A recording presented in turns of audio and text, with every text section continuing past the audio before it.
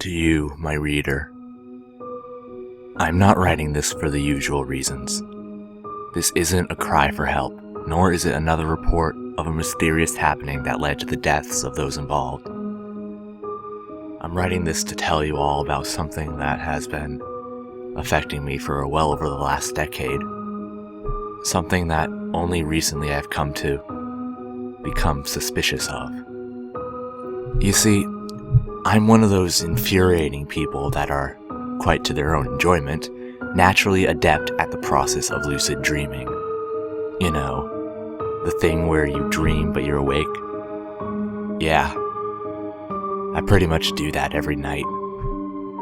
I've always been able to just flick a switch, and suddenly whatever I want is happening, and I'm experiencing it by just as much as I would in real life. Even when I was little, I used to slip soundly into my own little fantasy world, full of whatever had caught my eye the previous day. I would be, I don't know, a superhero fighting the helpless villains, or I would be a knight charging into a castle to save a helpless maiden. You name it, I've lived it. I was just sleeping at the time. So why on earth, you're muttering to yourself at 3 a.m. on whatever night this is for you, would I have any complaints about being able to will into existence anything and everything I desire as soon as my head hits the pillow? Well, it all started with a thump. I was 10, and an energetic little shit. My father and I used to live in the middle of a forest, so thick it strangled the house. It was a nuisance to Father, who had to regularly cut back trailing brambles and heavy sheets of hawthorn from the drive up to the house. But for a maniacal, excitable lad like me, it was almost as much of a paradise as my sleeping mind was. Safe to say, from the ages of 4 upwards, I was basically feral. I would run through the undergrowth with speed and skill born from thousands of trips through the cutting thorns, which I barely even registered anymore. Sporting a homemade bow and arrows, hunting imaginary bears and wolves. It was even better with more people. My friends and I would play tag team through the woods. It would usually end with me and my closest friends, Jack and Thomas, winning by default. Either because someone had fallen and was crying, or we were up a tree and couldn't even be found, never mind reach for it to tag. It was at one of these excursions that it happened. You see, there was this clearing about 300 meters into the forest.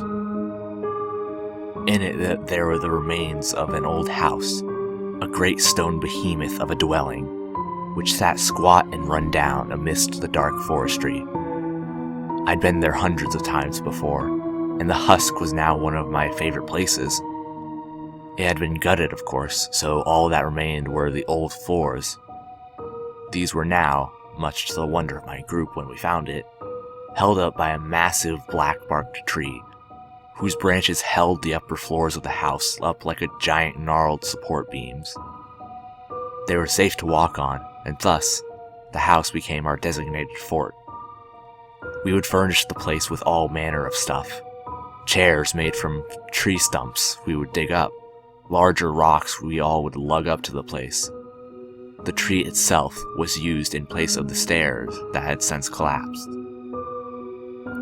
I would dream of that place, of how it looked when it was big, in its prime, or even had a roof. I would see the stately family sitting around the roaring fireplace while snow gently brushed against the brass-latched windows. I loved that place.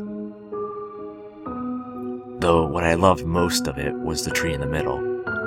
It was almost pitch black, and of no discernible species that my 5-year-old mind could comprehend. It was huge, though. It stretched up higher than any of the other trees around it, and if you were careful, and Father was nowhere to be seen, then you could climb to the topmost branches and look out over the rolling countrysides and undulating hills in the distance. Where I spent the majority of my time, however, was one of the topmost rooms of the house itself, where the tree had grown incredibly curiously. Where the tree grew up the very middle of the house, its great branches holding up the other floors through sheer consequences of where they had all grown thick and strong enough to act as support. But where the tree reached this almost attic room, it did something strange.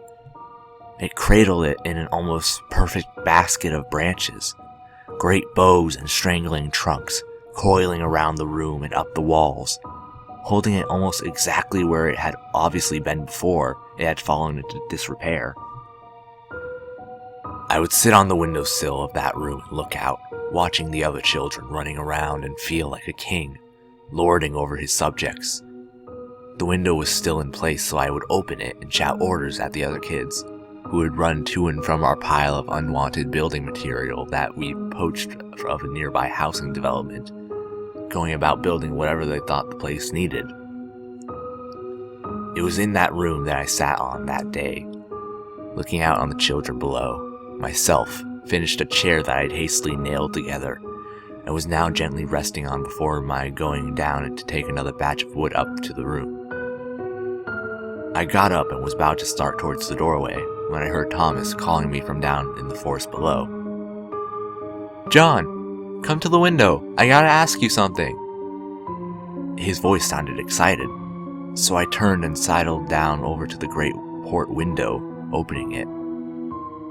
"I have this thing at my house that lets you put holes in things, like a hand drill thingy. I'm gonna get it in a few..."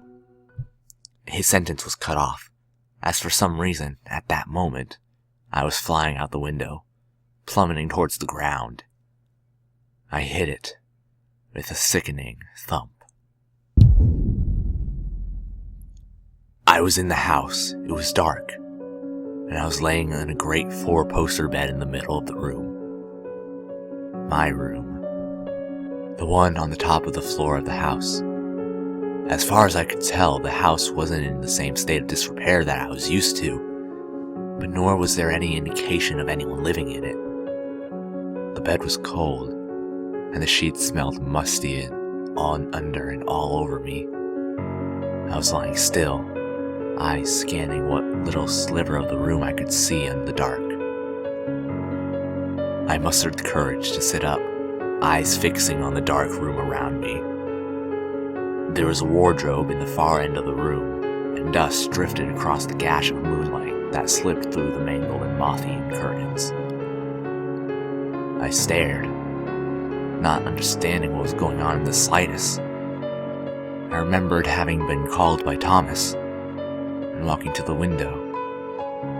But then it was all hazy, like there was something I was missing out on, a memory that played and danced across the space between consciousness and unconscious thought. The night air whistling through the gap in the curtains was giving the place a menacing feeling, like there was something wrong with the place. I stared into the darkness of the room, trying to make out more of this place. And then the darkness stared back. A pair of black-rimmed purple slashes opened up in the shadows of the room. They were long, sharp, and tapered into points at each side. They were angled slightly inwards, giving them the impression that whatever they belonged to was angry or scowling. And they were staring right at me. The eyes were emitting a faint glow, which gave them an even more menacing look. I stared back, frozen on the spot, not even breathing. As the eyes began to move from the darkness, a form became visible. Broad and lean, made of what looked like writhing darkness, wreathed in purple and black flames. As it approached, the flames died down, leaving only the black outline of the thing, faintly rimmed by purple light. He saw its hands, pointed at the ends, and the flickering black nature of whatever the thing was actually made of. Long tendrils of shadow hung from its back of its head, writhing like snakes in the air, like they were caught in a breeze from behind the creature. As it fully emerged into my line of sight, it stopped, standing tall, humanoid, and projecting an air of absolute malice from its faintly flickering and burning body. And it smiled. A long gash opened in the shape of a smile from one side of its face from the other, the jagged edges forming teeth-like points. The same purple glow issued from within its throat, throwing each point into stark relief. Its smile, coupled with its malevolent gaze, terrified me so much that I finally let out a scream that shook the very bed beneath me. It seemed unfazed, just lifting a single long, pointed finger and pulling it to its lipless mouth, emitting a low and quiet shh. I shushed. Its tall frame began to move again as it walked the length of the room, stopping at the foot of the bed and sitting gently and silently down on the end of the mattress. Then, with a voice like black satin, it spoke. "No, not now, my dear boy. I have waited ages for you." It reached forward and placed a hand on my forehead, its touch colder than any snow or ice, like the very night had come down to caress my face. And again, it smiled. A smile with more malice than I've ever seen in a human. Just as it removed its hand, I blinked. I was lying in a darkened hospital ward, a bandage wrapped tight around my head. I could only see the faint light coming from the nurse's office 2 wards down, but it was enough to make out the form of my father, sitting in the chair beside my bed. He jolted awake when I called to him, jumping to his feet and shouting for a nurse. Turns out I had fallen 2 fairly high stories to what should have been to my death, but for what could have only been described as miraculous reasons, I had survived with only a minor skull fracture. Nothing a few weeks on the couch playing Ratchet and Clank couldn't fix. But I could never shake the feeling of quiet, cold dread I got when I scanned the darkened corners of my room in the dead of night, waiting for the faint purple glow to indicate the presence of that thing. But as of late, it's not the darkness that I fear. See, lately I've been seeing things, indications. In my usual nightly cavalcade of debauchery without consequence, as I thoroughly abused my lucid dreams, I felt eyes on the back of my head. Eyes I can't will away. I've seen flashes in dark alleyways as cabs drive through the darkened streets of my own personal city, bringing me to whatever party I had in mind that night. I've seen it standing in the darkness. I've heard it whisper, "My dear boy." So that's my story. I'm starting to get really weirded out by this thing, as if it wasn't enough that it's damn terrifying. It's odd. I can control everything in those dreams, but it's the only thing in the entire dream world that doesn't bend to my influence. I'll have more for you later, when the bed isn't looking so appealing. Yours, my reader, John Black.